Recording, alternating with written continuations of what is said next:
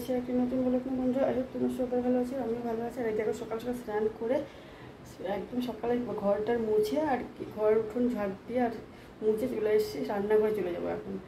Actually কী বলতো, মেয়েকে স্কুলে দিতে গেছে আর আমি আজকে মা রান্না করে, প্রতিদিনই উনি রান্না করে, প্রায়ই এখন রান্না করে।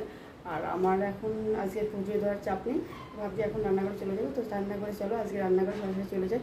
তোমরা দেখতে থাকো কী কী রান্না করে, চলো। তো বন্ধুরা রান্নাঘরে তো চলে আসলাম। আর কী বলো তো, দেখতে পাচ্ছ সব গুছানো রয়েছে, এগুলো এখানে মা ছিল এখানে, তো মাকেই আমি তাড়িয়ে দিয়েছি, রান্না করতে বের করে দিলাম যে যাও তুমি যাও, কারণ উনি রেগুলার করে। তোমরা তো মানে শুনো, আমি সকালে বাইরে কাজ করতে করতে না ওনাকে আর সময় মানে উনি একটা মানুষ প্রতিদিন এক কাজ করলে না খুব খারাপই লাগে, আমার তো খুব খারাপ লাগে। কিন্তু সময়ের সাথে উনি আবার পুজোটা দিতে চায় না, ওই জন্য সমস্যা।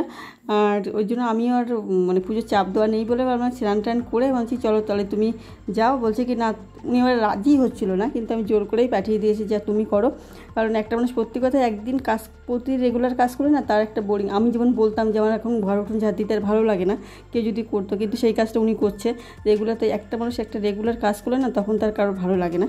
তো ওই জন্য জোর করে আমি যেহেতু যে জিনিসগুলো ফেস করি ওনার ভিতরে সেই জিনিসগুলো অবশ্যই কাজ করে, তো ওই জন্য করে আজকে রিলিফ দিয়ে দিলাম, যাও মা তুমি যাও। তো বলছে ঠিক আছে। তারপর আর উনি সমস্ত গুছিতে ভাত বসানো রয়েছে এখানে, আর কড়াইতে আলু ভাজা করবো মানে করবে, উনি কেটে রেখেছে, কলা ভাজবে তা ভেজে রেখেছে। আর মাছ নেই, তো মাছ পরে এনে আমি রান্না করব।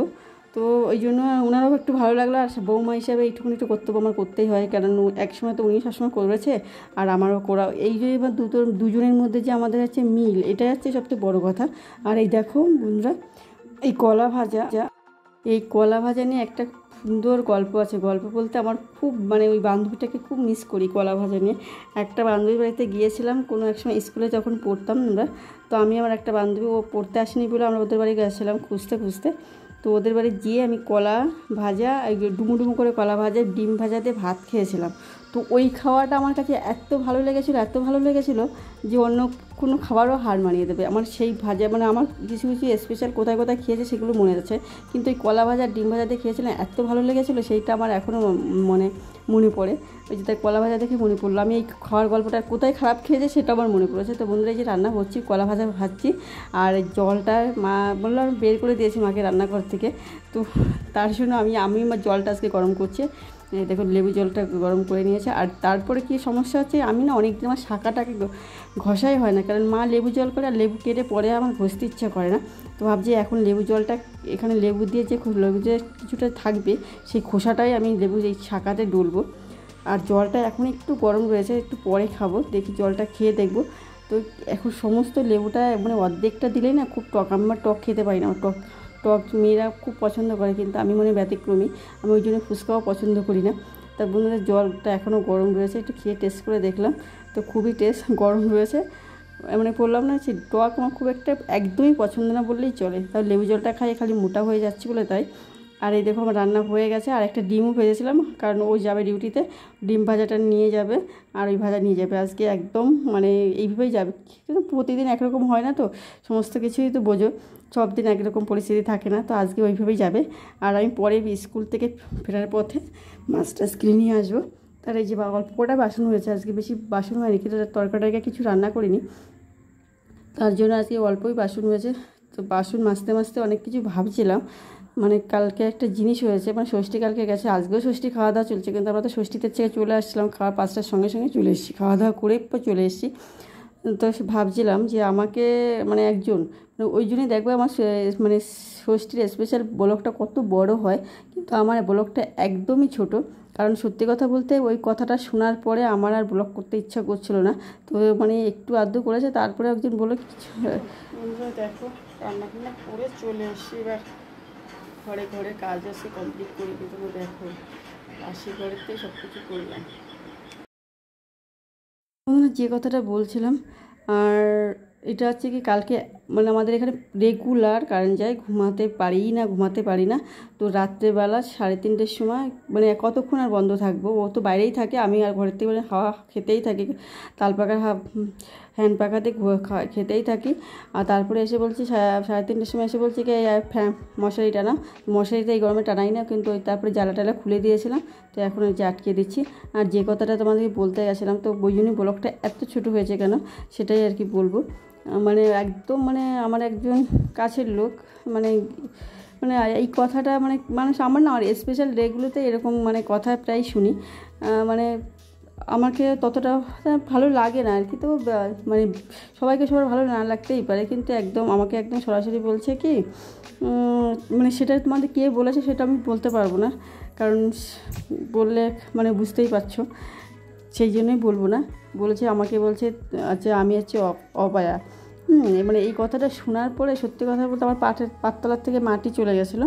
তো তার জন্য না আমি আর ব্লগ করার একদম ইচ্ছা নেই, মানে যেটুকুনি আমি করেছিলাম, তো ওই কথাটা শোনার আগে যেটুকুনি করেছি তারপরেই করেছি, তারপরে আর সত্যি কথা একদম ইচ্ছাই নেই, মানে করছিলই না। মানে একটা একটা মেয়ে যখন অপায়া শোনে না, তখন তার সত্যি কথা কিছু আর ভালোও লাগে না, কিছু করার ইচ্ছে করে না। কিন্তু কিছু কিছু মানে আমি ভাবি কি সত্যিই হয়তো আমি অপায়া, না হলে আমার জীবনে এরকম হবে কেন।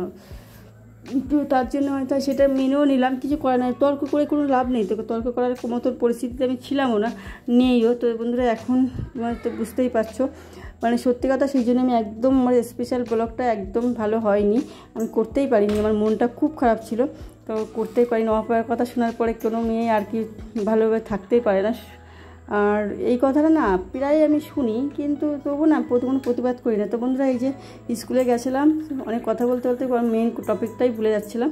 এই যে তারপরে এই যে স্কুল থেকে আবার মাছ টাছ কিনে নিয়ে এই যে ফিরে চলে এসে এরকম ক্লান্ত হয়ে গেছে, ওইকে আবার এটা কিনে দিলাম, মানে মাছ খেলাম। তারপরে আসার পথে আবার মাকেও পেয়েছিলাম, মা থেরাপি নিতে যায়, আসার পথে দেখলাম মা রয়েছে, তো মাকেও নিয়ে এসলাম, তিনজন একসাথে চলে আসলাম। আর এই যে মাছের ঝোল রান্না করছি, মাছের এই যে, আর এইটা কী বলতো আমি না অনেক দিন বরফের মাছ, কিন্তু বরফের মাছ পাই না, সেই যেখানে যাই রুই কাতলাই পাই, ওইটাই বেশি খাওয়া হয়।